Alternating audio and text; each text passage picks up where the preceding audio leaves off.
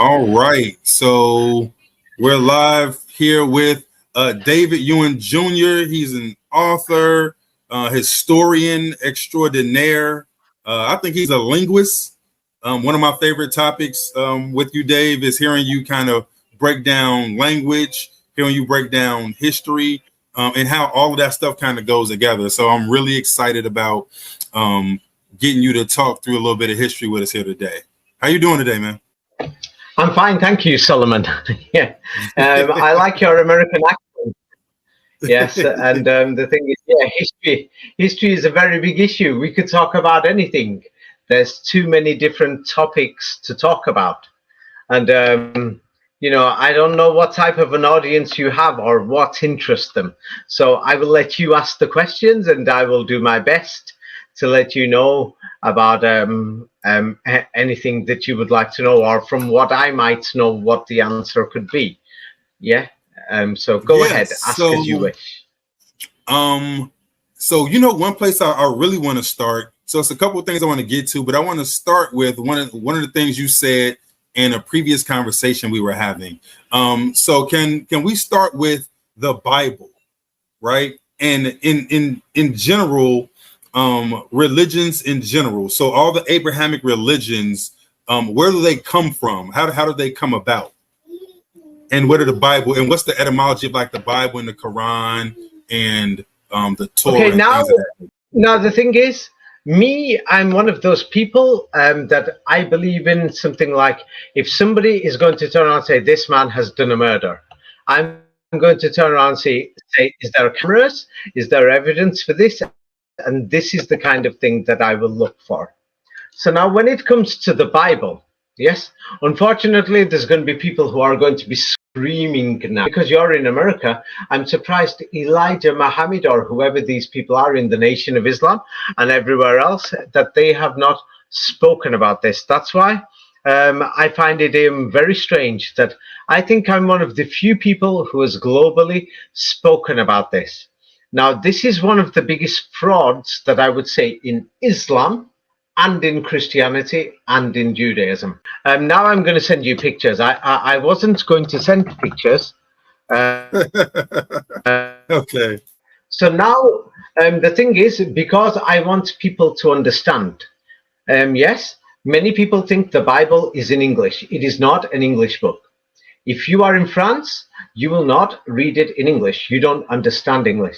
Si tu habites en France, tu lis les Bibles, les bibliothèques en français, tu comprends pas anglais. Moi, je connais pas anglais. Pourquoi tu veux dire-moi le tout de Christos en anglais? Je suis français. You see? So the thing is, I'm going to go through the Bible in its original language. The Bible is written in a language called Hebrew. So now the thing is, what language are you speaking to me right now? English. Sorry, no, that's not English.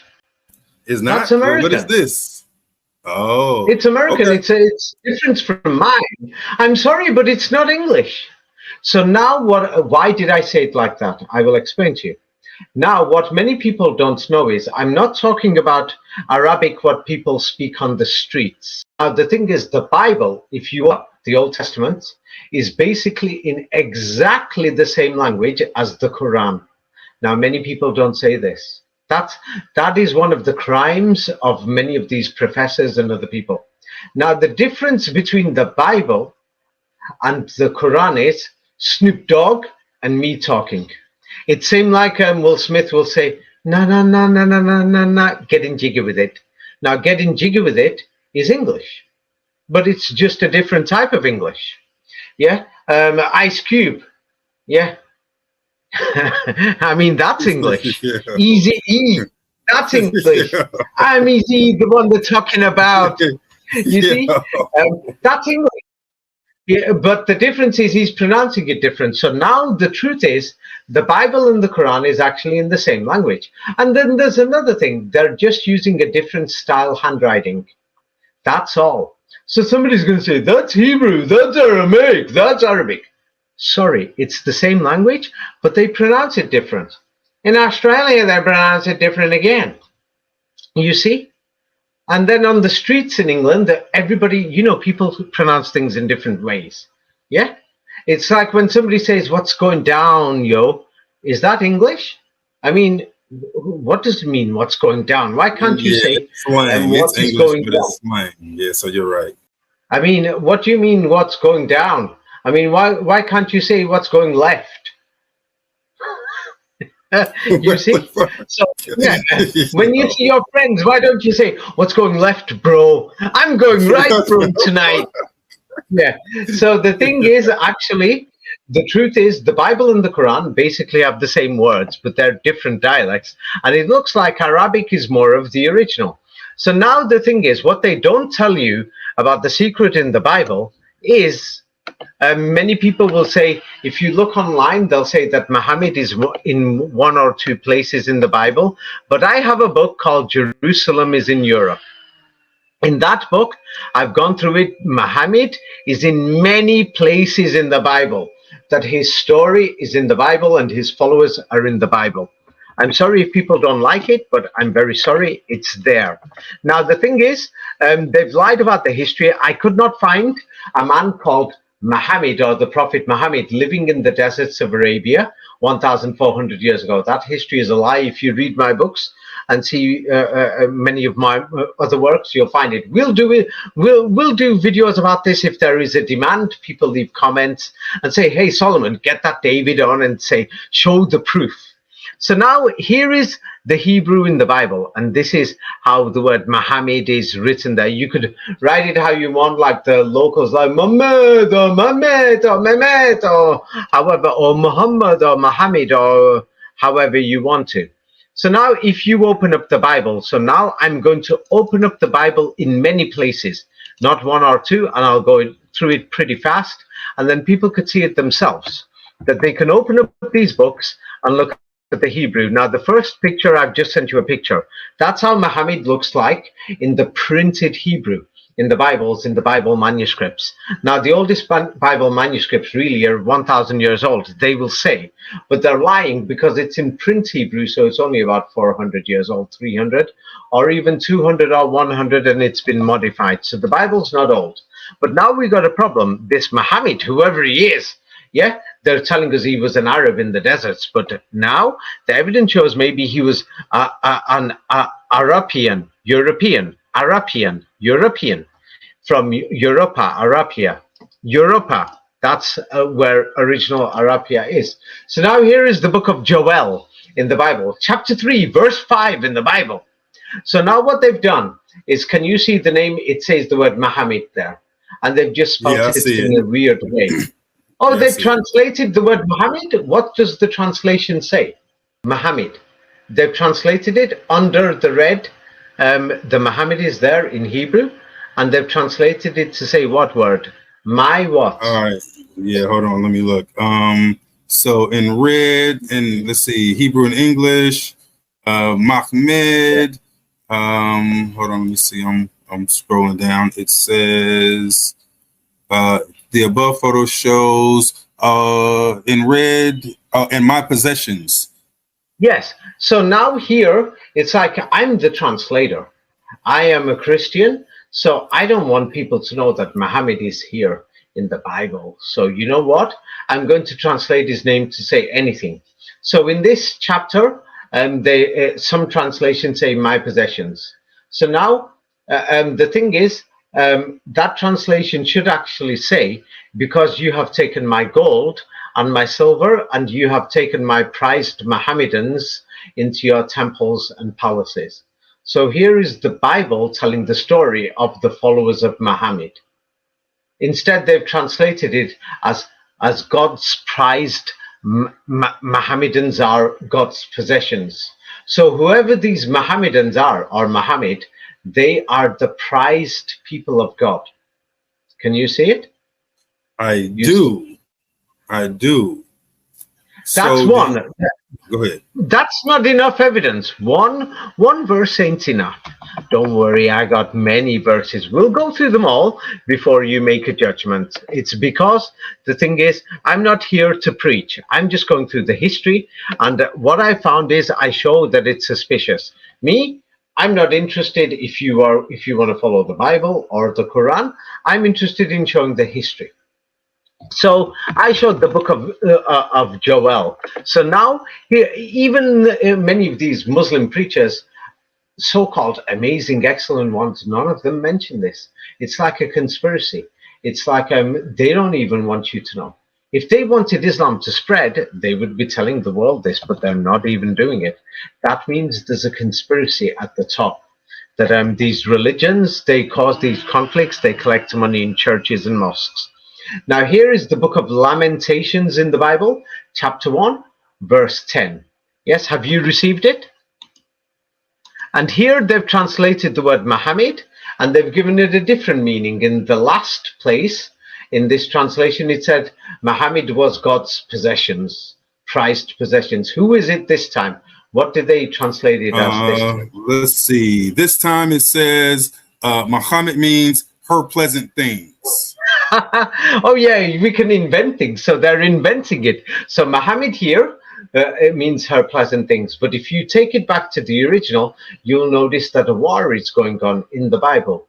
In the Bible, there is a war with these Muhammad and his followers. It says here, the enemy, if you read the verse, it says the enemy has spread his hand out over all her present things, or it actually says, the original says Muhammad. It says the enemy has spread his hand over all the Mohammedans or the followers of Muhammad, for she has seen the heathens enter into her or Muhammad's sanctuary, those that God commanded that you must not enter into your assembly. The assembly place, according to this Bible here, is called what? What is it called? Let me see. In this place, the green arrow, it says your assembly to enter. Yeah, God's assembly place, Becca. Becca, B-A-Q, yeah, Becca. Yes. So now the same word is in the Quran, and they say that the assembly place in Becca. And now the thing is, the Muslims today, historically, that's another long subject. They say, and they pray towards Mecca, and they say this is Becca. But the thing is, there were other places called Becca in Russia also. But the main thing is, what is Muhammad doing in the Bible? Isn't this a Christian book? Didn't they say the Mohammedans are the enemies of God? But here we can see that Muhammad is the pleasant things of God and the possessions of God, whoever this God of the Bible is. So the real Christians and the real followers of Jesus are these Mohammedans, according to the Bible. Some people are going to say, that's not enough evidence. It's not enough. That's two places. Don't worry. Let's go through them all. I don't care if you become a Christian or a Jew or if you become a Buddhist, but this is the history of the Bible. Now, here is the book of Chronicles, the second book of Chronicles, chapter 36, verse 19. Now, in one place, they translated that Muhammad is possessions. In another place, they translated Muhammad is pleasant things. Here, they translated Muhammad as just, not possessions, but as what? Can you see in the second book of Chronicles? I do. So in this one, it says it's precious possessions. Possessions is with the next word, so it's just precious. So now what this verse talks about, this verse, the full word, if you put the word Muhammad back in the original, it says that these people came and they burned the house of God and broke down the wall of Jerusalem and burned all the palaces with fire and destroyed all the possessions of Muhammad or Mohammedans. So we can see that the house of God was with the people of Muhammad and that Jerusalem was with the people of Muhammad. That's why this story is in my book called Jerusalem is in Europe. The book gives the full information. We're only going to go through some details today, basic details. But as you can see, this Muhammad is in the Bible and his people are in the city of Jerusalem. It's their city, you see? And the enemy came and they burned the house of God and they destroyed Jerusalem. But the Mohammedans are inside Jerusalem and they are the precious of God. Do you see? And they are the possessions of God, the Mohammeds or the Mohammedans. Do you see this?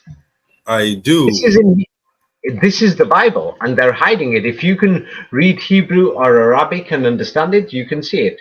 Now, here is more. The book of Kings, it talks about King David, King Solomon in the Bible, but they're not going to tell you that King Muhammad is in the Bible. Yes? And so the thing is, even with the blue, how to pronounce it, they're hiding the pronunciation. It's Muhammad here. Can you see it?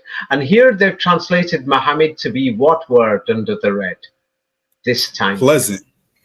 Yeah, just pleasant. It's like you invent your translations. So now here is somebody who is fighting against Muhammad. And he is saying, now this time tomorrow, I will send my servants to you, and they will search your house and the houses of your people and servants, and this will happen. Whatever belongs to Muhammad, they shall put in their hand, and they shall take it. So whoever it is, somebody was attacking Muhammad, the Mohammedans and Muhammad, and the followers of Muhammad were protecting the house of God, and they were protecting the city of Jerusalem, even in the time of King Solomon and King David in the book of Kings. Who is this Muhammad in the Bible? This is really worrying.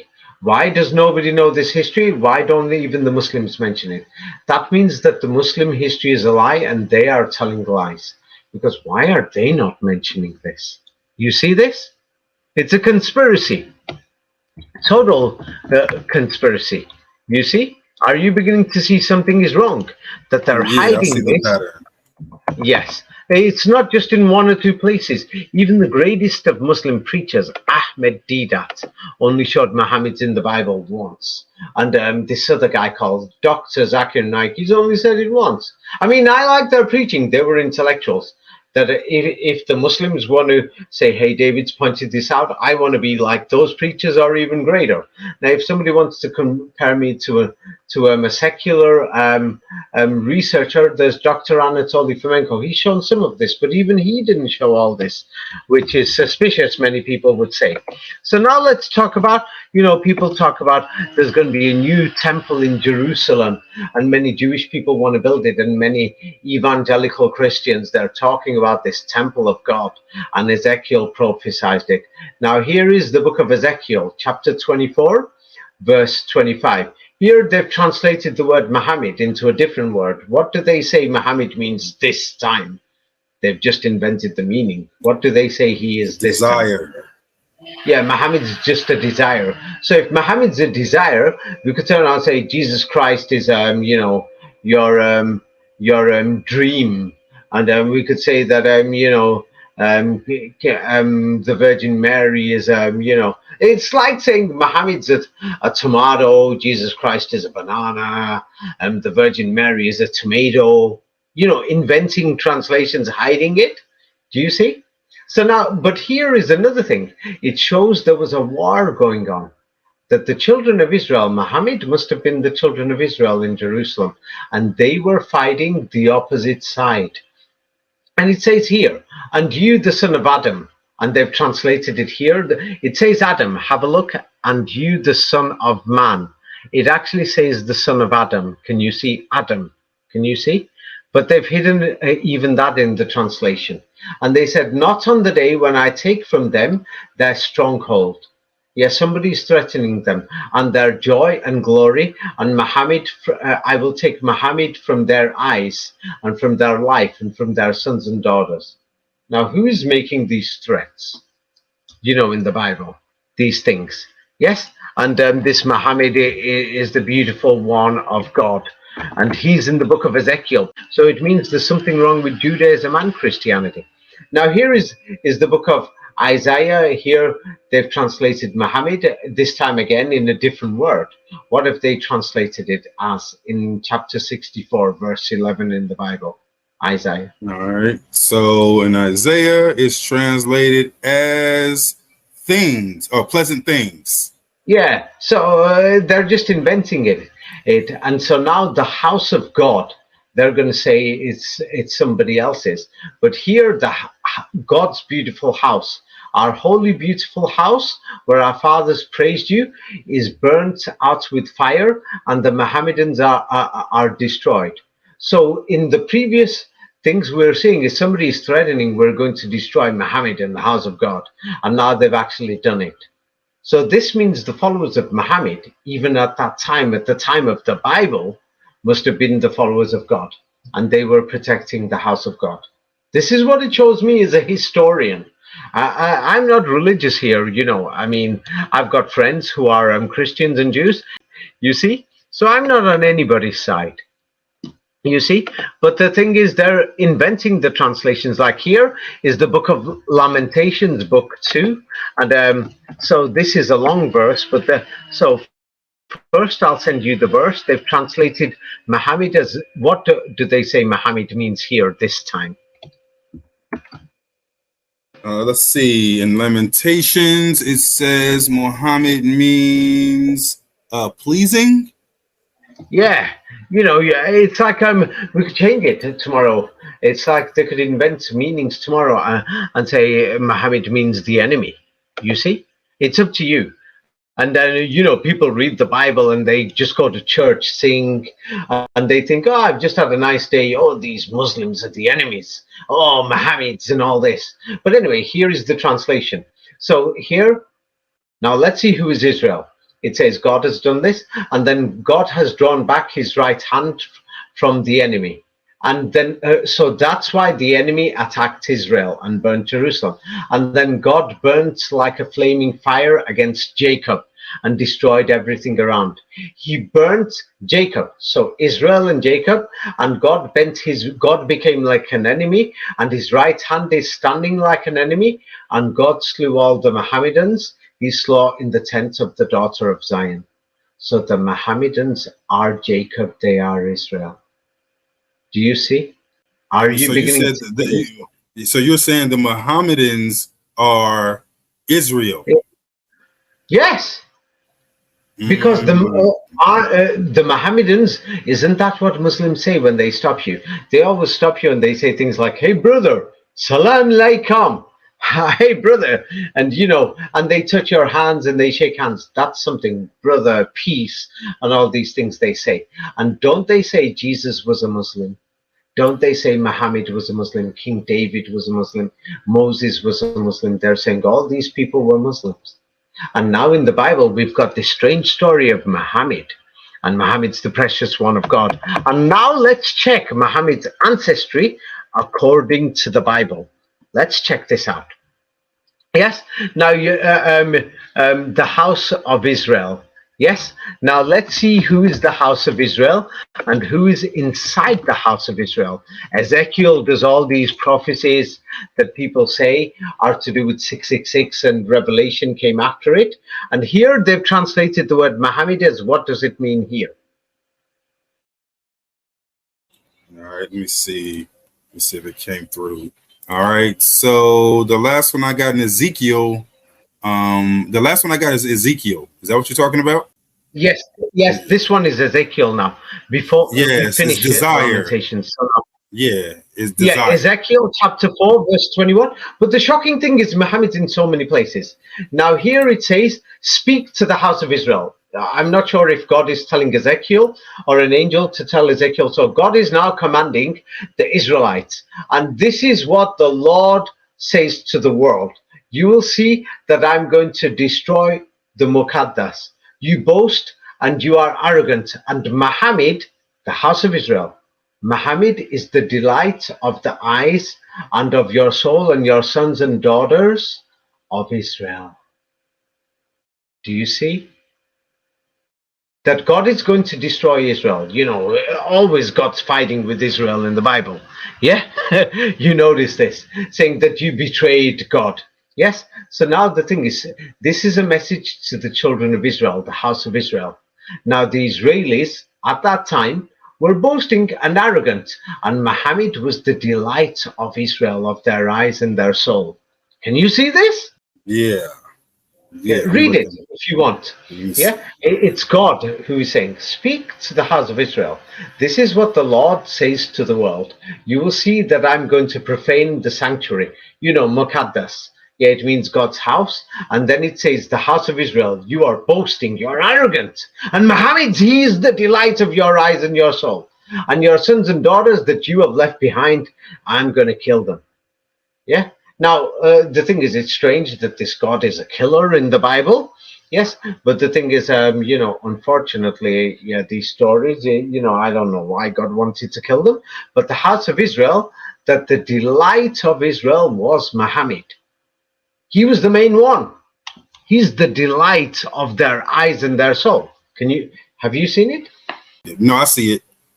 Yes. So now we got a problem. Why is this Muhammad in this Bible? Yes.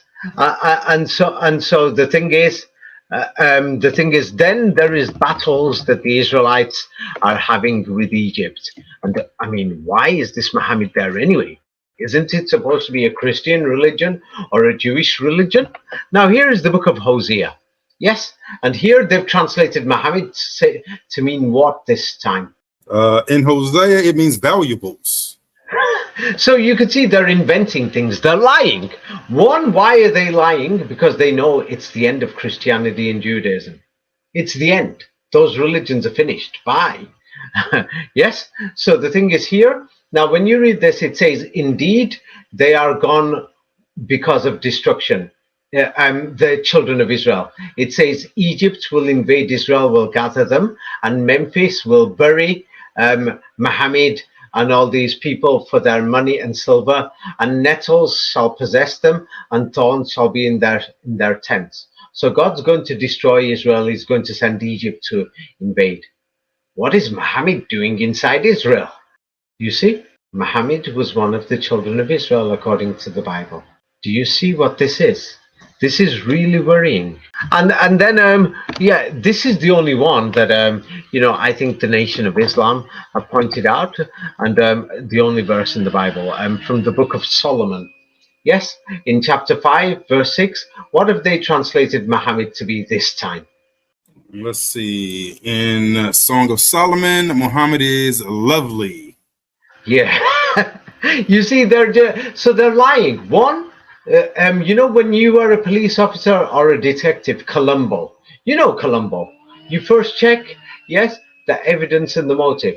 We can see a motive, that they're lying and they're hiding Muhammad in the translations. This means Muhammad must be very important.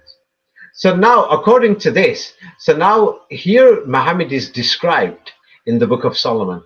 It says, Muhammad, his mouth is totally sweet. Yes, he is Muhammad. He is the beloved of God, and this is my friend, O daughters of Jerusalem.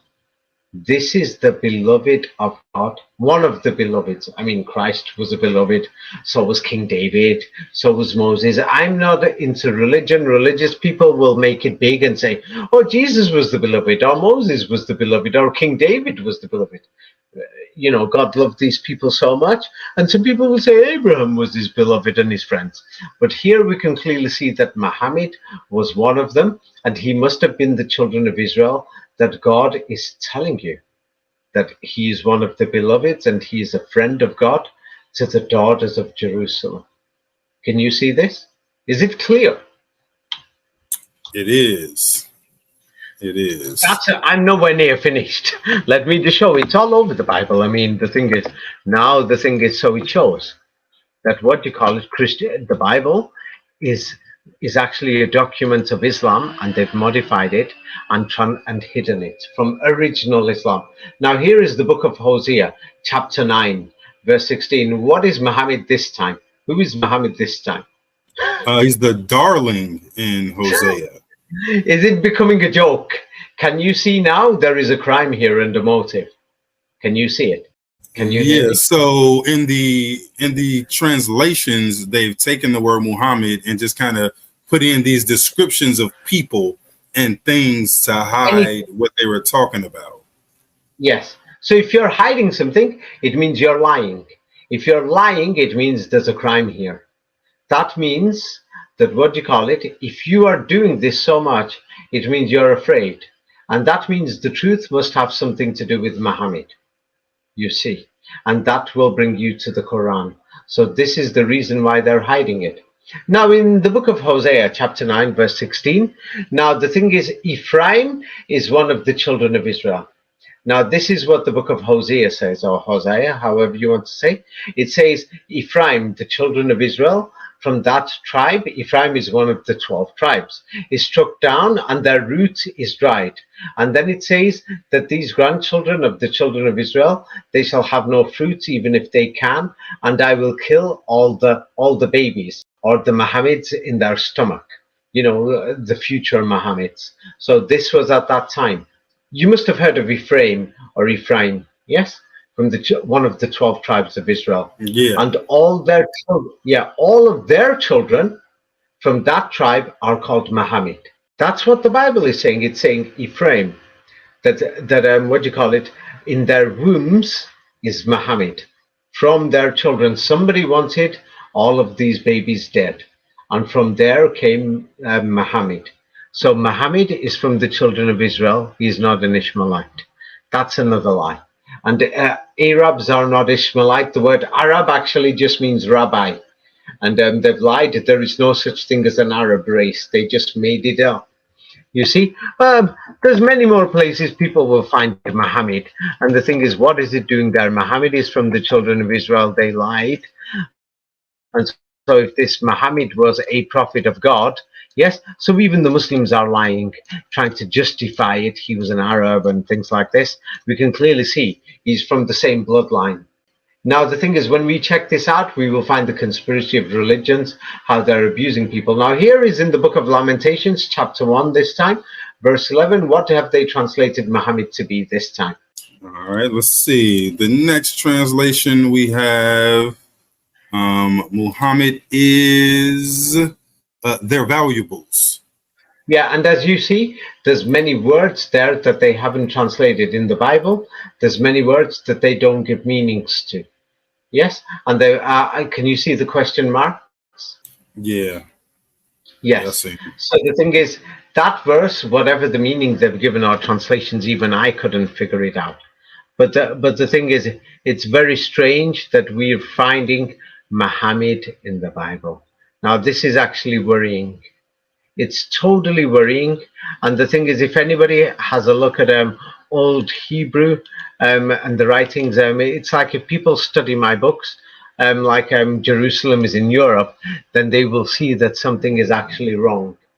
It's totally wrong. I don't even know what to say, that this Muhammad is, he's basically in the Bible. I don't know what he's doing there, but what I can clearly see is that this Muhammad was one of the great prophets of Israel, that there was lots of battles going on, and many of the things, because the Vatican controlled the Bible. These days you've got Protestants, evangelicals, different translations, but the Vatican and their people, they wrote things, added things, and even within the Bible itself, you can see that, there was the Crusades and many of the things, that it looks like the stories of the Crusades are actually in the Bible. And because this is the first time we've spoken, I advise people to understand the background. Yeah, and my book goes through it with deeper explanations. Jerusalem is in Europe. That's another topic that we'll go through it next time if you want. But it's a deep topic, but the evidence shows that Jerusalem is not even in the Middle East. Now, does that mean that Jesus Muhammad were white because Europe is white today? No, it doesn't. By the way, many people don't know. For example, in the 1930s, yeah, there's people who look like Latino Americanos or Middle Eastern people who are German, not immigrants, not migrants in the 1930s and 40s. What they did was they thought, we don't want to kill all these people, but we want it to be white only here. So 500,000 people, what they did was they gave them, injections so that they can reproduce and have children. Yes. So the thing is, in Europe, it never was a white continent. We'll talk about that another time. So the thing is, that doesn't mean that Christ was white, or Muhammad was white, or Moses was white.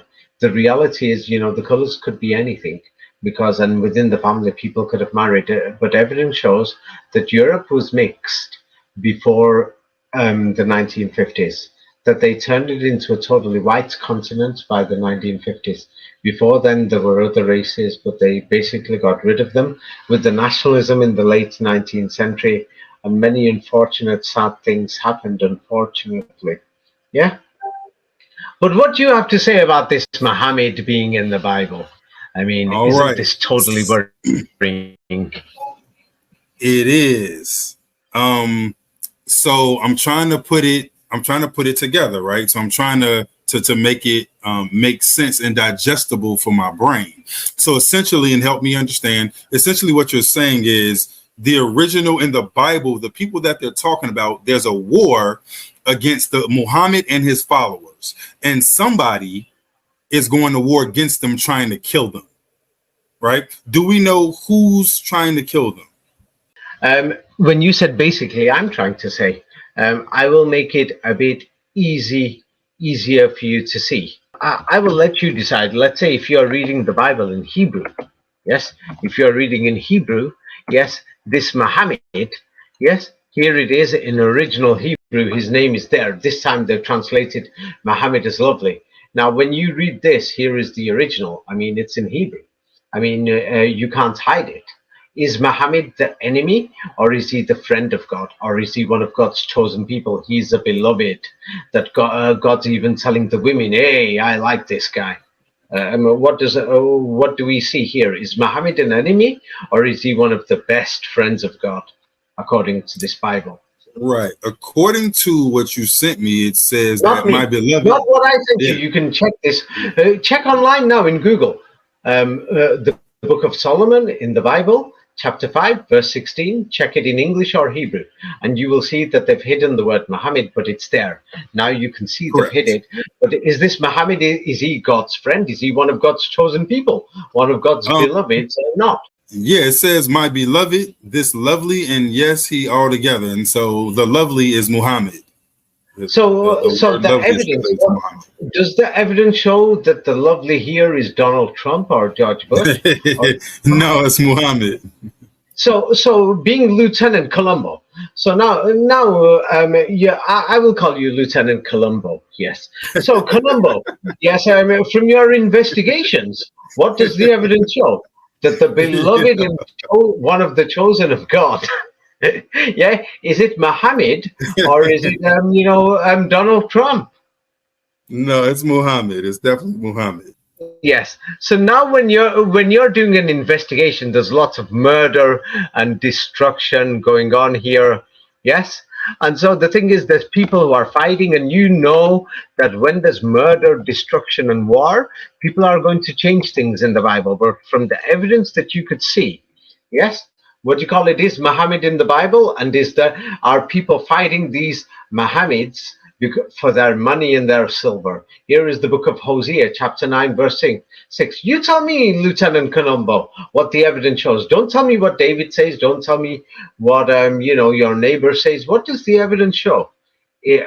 Are people fighting these Muhammads for their money and silver and things like this? It definitely appears as if there is a conflict with the Mohammedan, with Muhammad, or the valuables in Hosea for their silver. Yeah. Yes, and the thing is, and this Muhammad, so was he God's enemy or one of God's beloved? And he's even telling the women, to the girls, hey, this is one of my favorites. It definitely appears as if and God calls him his beloved, beloved. Yes. Yeah. Yes. So you see, and then the thing is there a war going on? The holy house of God. Who is inside the holy house of God? Is it the followers of the Vatican, the evangelicals? Is it the modern Jewish people that we see today? Or according to the Bible, it says our holy, beautiful house, where the fathers of Israel praised God, is burnt with fire, and the Mohammedans are destroyed. Who was destroyed with the house of God? Who was in this house of God? Does it say Jews, Christians, or Muslims, or does it say the Mohammedans? The Mohammedans, the Mohammeds. And was this Muhammad? I mean, was he like the enemy of God, or something like God's beloved, that God loves him. Beloved means I love him so much. No, he was What does the definitely Bible say? says he is beautiful. So now, how worrying is this? We've got, well, not many Christians believe. Most of them in America will say, "Get the hell out of here! I don't believe, man. I ain't mad. There ain't no sons of God or anything. Nobody jumped out of his grave, got crucified." So millions of people in America and Europe, they don't believe, they're atheists. But the reality is, there's maybe, millions of Christians around the world. And what does this do to Christianity, to the religion? It totally kills it. It totally kills the religion. So now we've got a serious problem. I mean, the thing is, I'm not against any religion for people's feelings, but if somebody is going to ask me history, yes, then I can see that something is going wrong. Like here, we can see that somebody is sending their army and their soldiers. Yes, and when you look at this, it looks like same like the Americans invaded Iraq, that somebody is invading Israel, that this is in the book of Kings, where we have King David, King Solomon, and all the kings of Israel mentioned. And so what is Muhammad doing here? Was he one of the kings of Israel? Yes, one of the prophets of God. So now here it says that somebody is making a threat here. They're more powerful than Israel. And they're saying, now, around this time tomorrow, I'm going to send my boys to you.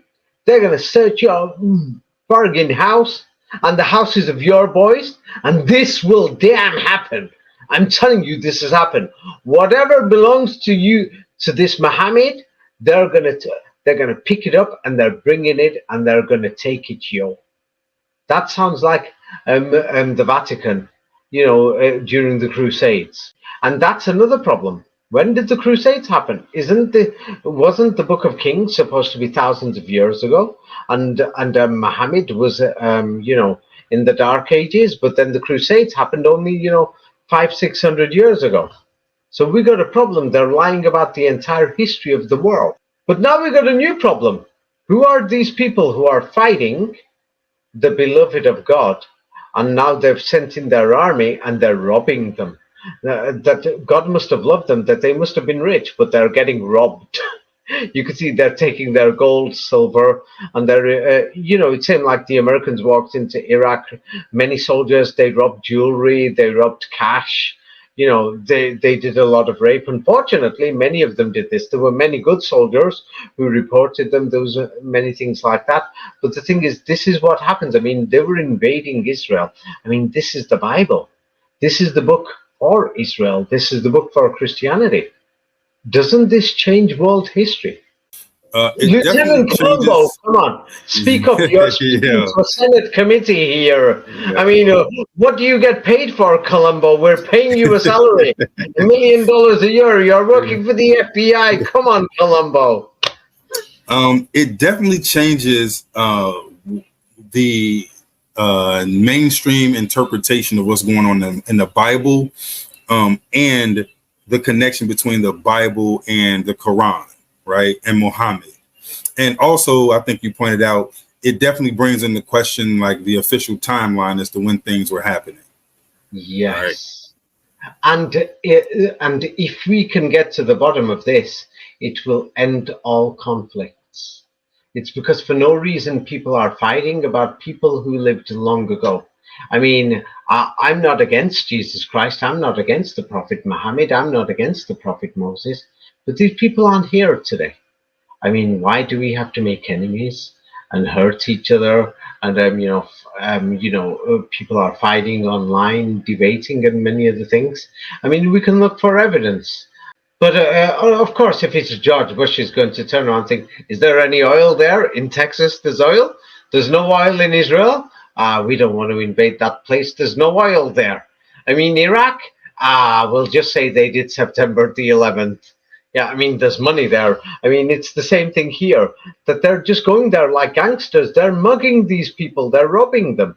They're saying, whatever belongs to Muhammad, we're walking in tomorrow. It's going to happen, and we're going to rob everything. I mean, what is this? I mean, this is supposed to be the book of God too. Yeah, another thing. But it's telling us history. This is describing history. And now the thing is, we've got to turn around and think this changes history. And the Quran is just a different handwriting. Or actually, it uses the same language as the Bible. And the vowels are pronounced differently, that's all. What's the name of the language? What do you call the language that it's all written in? I call it the language of the rabbis. That's why it's called Arabi. Arab. Arab means masters. Rabbis are masters. They're teachers. It's the language of education in the past. That's all it was. The language of the rabbis. It's not a language of a race. And the thing is, you could use different handwritings.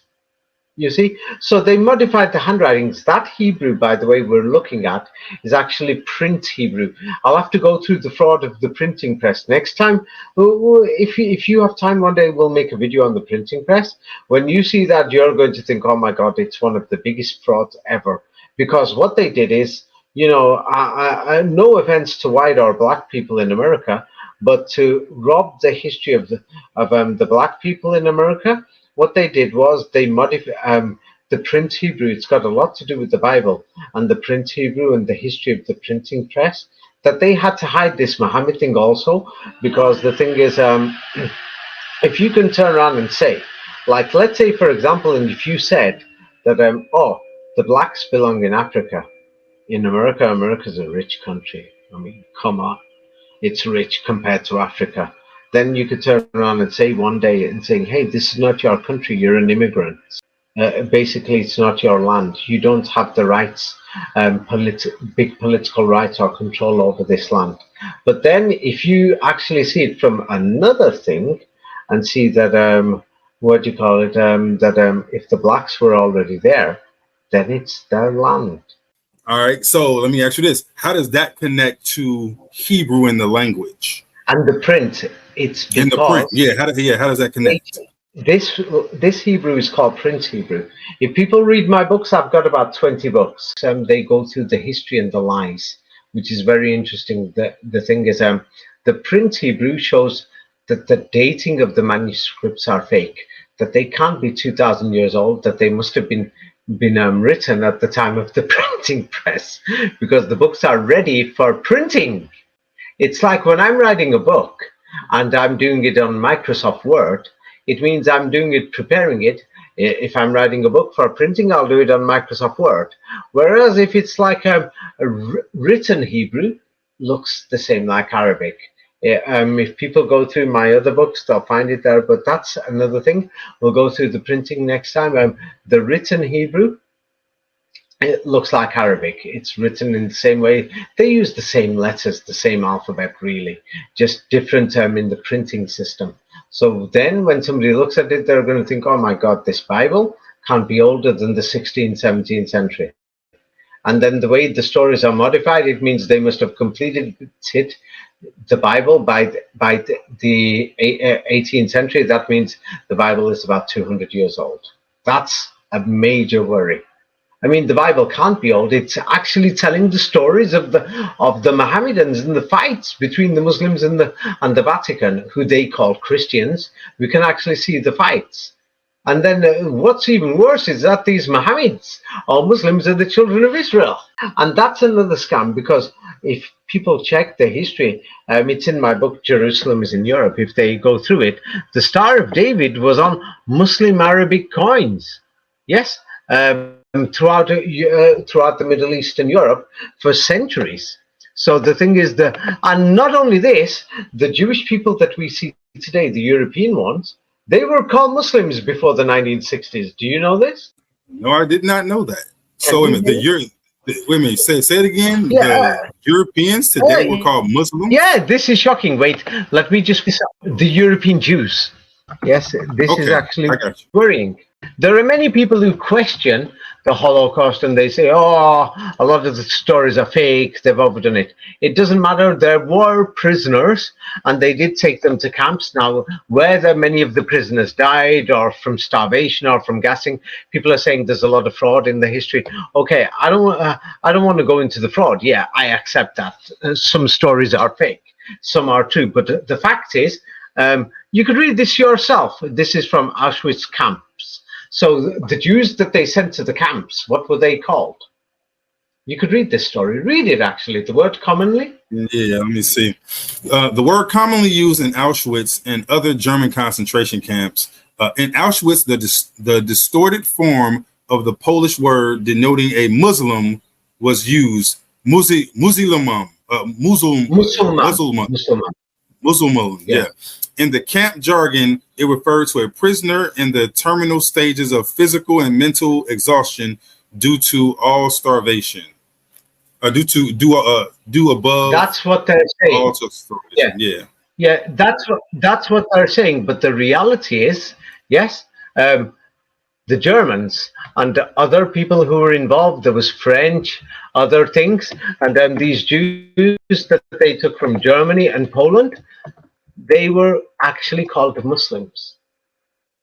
That's the thing. In different pronunciation, Muslim man,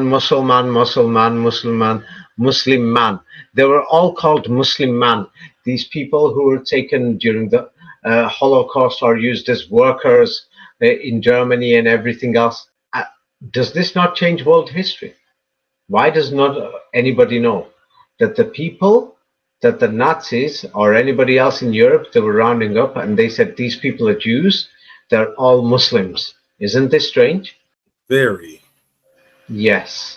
So the thing is, if people want to know more information, actually, because this is a very long topic, it's a deep topic, and you can't describe it in 5 minutes or like if we do this in 1 hour. The reality is, yes, this is what the evidence shows. Now, I will ask you, Lieutenant Colombo, can you testify before the Senate committee hearing today?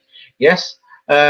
Who were the Muslims in World War II that the Germans were rounding up? Were the Jews actually Muslims at that time? Is that what they were called? According to your evidence, investigation show, Lieutenant Colombo? Can you speak up before the committee? Yeah. According to evidence, they were called Muslims or Muslims. Muslims. Yes. So now we've got a real problem. So why were these children of Israel or Jews called Muslims? Yes. And the thing is, anybody. So now the thing is, they're going to say they were called Jews today.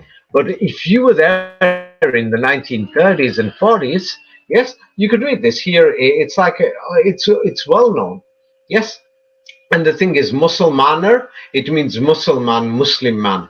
Yes, the German version of Muslim man or meaning Muslim. They're going to tell us, they're going to give us an invented history. They're going to say it's slang. It means this is what people said every day. So when they took these people as forced labor, and many people say they became extermination camps later, but first they were like slaves. It was a slang term used amongst who? You can read this. Among the German, so it was used amongst the Germans in the concentration camps. And used amongst the Jewish captives. So amongst the Jewish captives, Yeah, so the Jewish captives are the prisoners. They called each other Musulman or Muslim man. They were calling each other Muslim man. Can you believe this? In the German accent. Why would they do that? Isn't this worrying? And then Muhammad's all over the Bible. And then all this history has disappeared. Yes, then there is more. Let me show you how they changed history after World War II. All right, it's getting interesting here. Another thing is, yes, the Bible uses the word "dinu." Yes, quite a lot.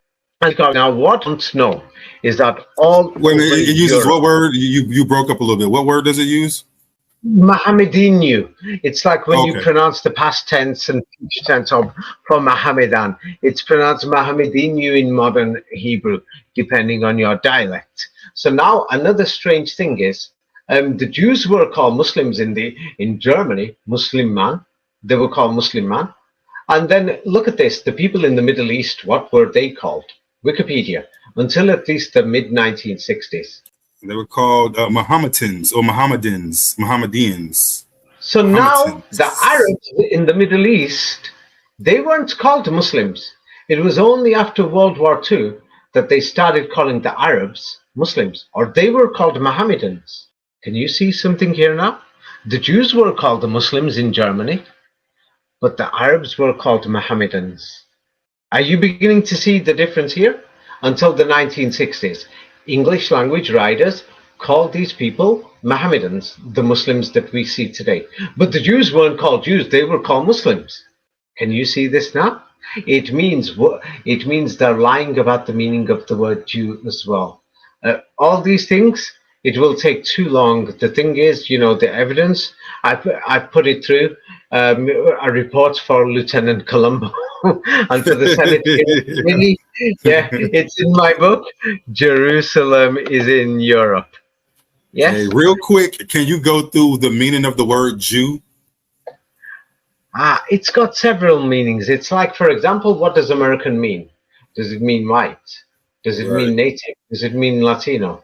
What does native mean? Does native mean white? Does it mean native black or native American Asiatic? Or does it mean the native, the nomadic ones, the gypsies? There's a million native gypsies that nobody talks about in Latin America.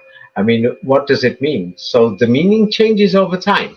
You see, it's like the word French meant a white man in the 1950s.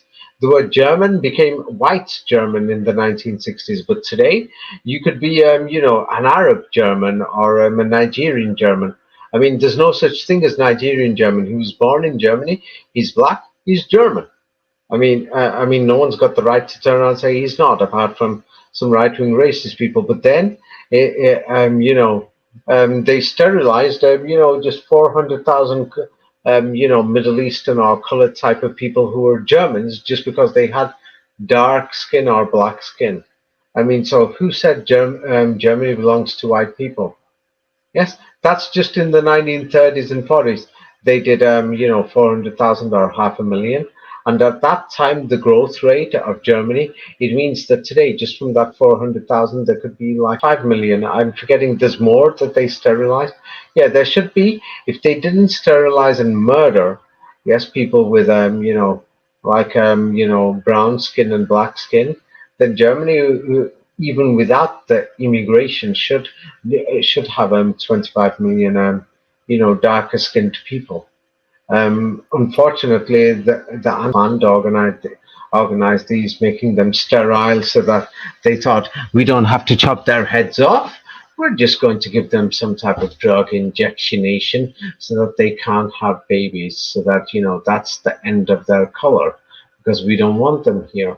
I mean, that's how racist they were. I mean, there's all these movements and other things, but what people don't understand is that with the differences in the world, many people, different races have different qualities. Yeah, people say, some people say that different peoples, not races, just peoples, have different knowledge, different capabilities. I mean, it doesn't matter if you're black or white, but if you come from America, you speak English, you've got that quality that if you're going to be, in Mexico, and you want to learn English, I mean, does a teacher coming from America, does it matter if they're black or white? It's like, I'm saying this is because at the moment in England, there's horrible things here that things could go bad, but the government's controlled it. But we don't know what it could be. It's a small island here, yeah, and there is, many racist people here. And the thing is, God knows where they get their funding from, and they're going to try to spread it here. But generally, the English people aren't racist. They're nice these days. But the thing is, it's a serious worry at the moment, and the instability. I mean, England's a nice country. I don't want it to fall apart, but it's a worry at the moment. There's been protests and violence recently. in the last 2 weeks. All right. Yeah. All right. Let's see. I know, right? Yeah. Okay. No, So, but this race thing is important. I'll tell you why. Because of the bad history, many people seem to assume that maybe, let's say if Jerusalem is in Europe and there's these stories, they've given us the impression that Muhammad was an Arab or a brown-colored man, that Jesus Christ is like he was a Jew or more white with these photographs. And these are the things they've given us these things. But the reality, the evidence shows that Moses, Muhammad, and Jesus Christ, they lived in Europe.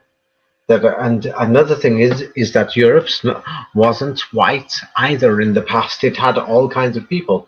That these people, they could have been black or brown or yellow or even white. And these people were, historically, many people loved them. Now, we don't know if they were great people or if they were just politicians like Barack Obama and Donald Trump. And then, 500 years later, people say Trump was the chosen one. And yeah, let's say the Christians say this 500 years later. He was like the chosen one of God. But then the Muslims turn around and say, Middle East, Obama was the chosen one. And then many people say Obama was black. Others say, no, no, no, he was an Arab. I mean, wasn't his father or somewhere from Indonesia? Somebody will say, no, his father was from Africa, but he lived in Indonesia. But then the stories get mixed and people change it for politics and they make money out of it. And so these leaders, prophets, were actually professors. They were presidents. They were leaders. They had many followers. And then the thing is, whether they spoke with God or not, and they got these things, that's your belief. But the thing is, the thing is about color. Nobody knows the color, and the thing is, that I don't know right now. I think that's very important to point out because many people have tried to make people think Muhammad was an Arab. There is no evidence of this. I couldn't find him in Arabia. In fact, I will share my investigations with you, Lieutenant Colombo, next time. But for this time, let's call it to a close. But is there any questions regarding Muhammad in the Bible? You know what? You gave a lot of evidence, and I think it's really compelling. So let me see anything else that I wanted to get to. So what we know now is that it appears as if the Crusades are being described in the Bible, and in the Bible, the Mohammedans are being persecuted, right? And the Mohammedans are gods, like God loves them. God loves Muhammad, and his followers are being persecuted. Yeah, no, this is good. So yeah, I think this is a great start. Yeah, and these Mohammedans, when we see Muslims today, don't they say they are the followers of Jesus Christ and Moses? They do. Don't they say that Judaism is their religion? Don't they say Christ was their prophet and their religion? It's the only one that matches this story in the Bible that that has all of these things together. It doesn't mean that you have to follow it. It's like, for me personally, I mean, I like all people. It's like I think God must be a nice person. I hope so anyway. And I think, it doesn't matter if you got it wrong, you're in the wrong religion. Or if somebody says if it's in the wrong one, if somebody says you're wrong, it doesn't really matter. If you're a good person, you do your best. And that you try to look for the truth. And then the thing is, history is a different thing, but the thing is, do your best. And I don't really think that God's some monster or somebody who's going to give you eternal damnation or these things how it's described in Revelation and these things. You're going to be in a fire forever or something. I don't. As long as you weren't one of these evil people, rape, torture, and murder, stay away from these things. Apart from that, I think you'll be okay. Don't worry.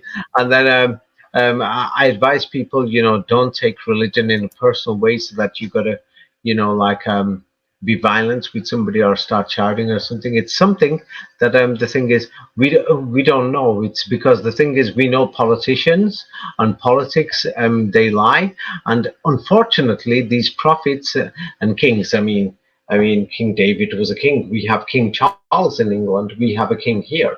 I mean, they're politicians and they lie. You see, King David is a prophet in the Bible. I mean, Jesus Christ. You want to give him title King of the Jews? I mean, we've got the King of Saudi Arabia. I mean, we've got kings, and the thing is, he could say, somebody could say 500 years later he was chosen by God. We weren't there. If we weren't there, the thing is, yeah, let's cherish the history. We can, we might want to say these people are special, and the thing is, yeah, they were prophets, professors, and things like this.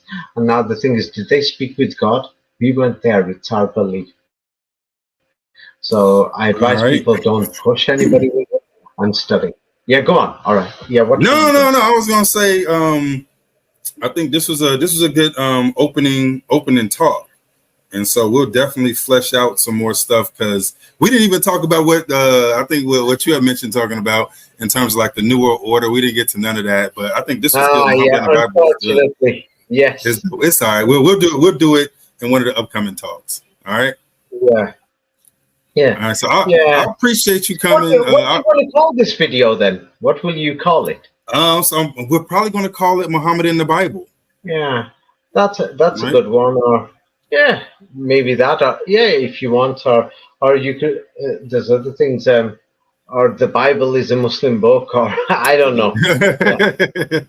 Or the Quran is a Christian book. Or the Bible is a Muslim book. The truth is, it's like if we could find history and we got the lies out of the way, then the people of the world can get together, and then it's like the evangelical churches are making billions of dollars. I mean, Bibles and Qurans, they make a lot of money. It's a fraud. They're selling these manuscripts, and they're making, even the Quran translations are a fraud. And the manuscripts, the Quran manuscripts, they're a fraud. You won't believe it. Like there's groups in America, beware of them, Quranists, and they're saying the Quran says this and that, and they're going off these manuscripts. Those manuscripts are fraud. They've got, and many of these people, they're making lots of money. God, so why is the Quran? Why is the Quran a fraud? So you explain why the Bible, like the written Bible, was. Now we'll have to do that another time. All right, we'll do it later. Yeah, let's close it for today. It's like we've got very good information for people, and if people have many topics, we'll try and do one topic at a time. Let people leave comments, and we'll see what they say. Yeah. All right. Cool. All right. Pretty good. I like it. Yeah. All right. Here, let me go ahead and stop it. Yeah. And before you stop, these pictures that I sent you, put them in the video so that then people can see these things. Yes. I will. Yes, sir. And check it themselves. Okay.